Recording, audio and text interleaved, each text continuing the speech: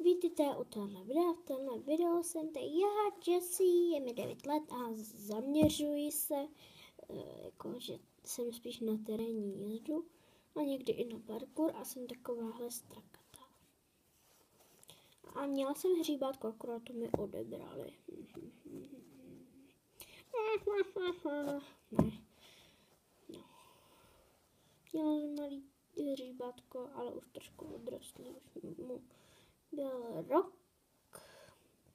Ale tak to nevadí, já to nějak musím přežít. Že jo, nemůžu se trápit do nekonečna. Zajímalo by mě, jak se má. No a teď už vážně k věci.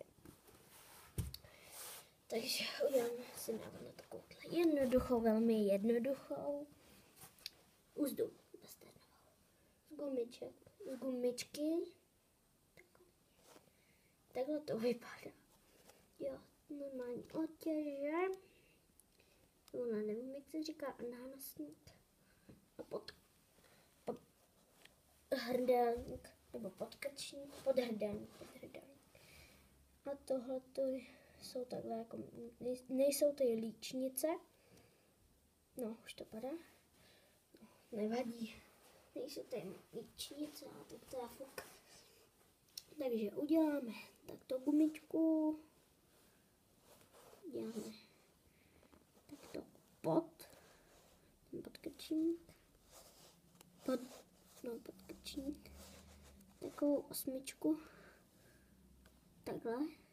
Zase na stranu. Tak toto necháme a přendáme to na hlavu. A je to. Mám ji. A takže tady je ten nánosník, otěže. Hodí tady od udidla, jakoby je tam ten podhrdelník, ne podkrčník, a nejsou tady ty líčnice, tak to se nevadí. Je to taková jednoduchá. A já jsem ještě nezkoušela. Zkusím vzít takhle 2 gumičky. Jak by to vypadalo? Ježišmarja. To musím zkusit znovu, pardon. Já to dám na stranu, aby mi to šlo líp. Taky to nevypadá špatně. Je to takový hezký dvoubarevný, se mi to moc líbí. A je to hezké.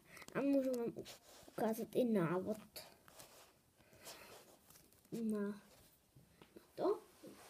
na ohlávku. Je to strašně jednoduchý. Jo, tak já vám to teda ukážu. Jo, a nepoužívejte takovýhle obry. S tím jsem to taky zkoušela. Praskla, nebo prostě Jessie spadla, nebo tak. Takže stačí gumička na pletení. Taková ta malá. Tak. Takhle máte, ježišmarja, jako to a zase takto. A máte úplně obyčejnou tu. Ale zase tady nemá tu čelenku. A já se snažím to tady dát, tu gumičku. Možná někdy bych natočila i tu Slay Style, až bude úplně kompletně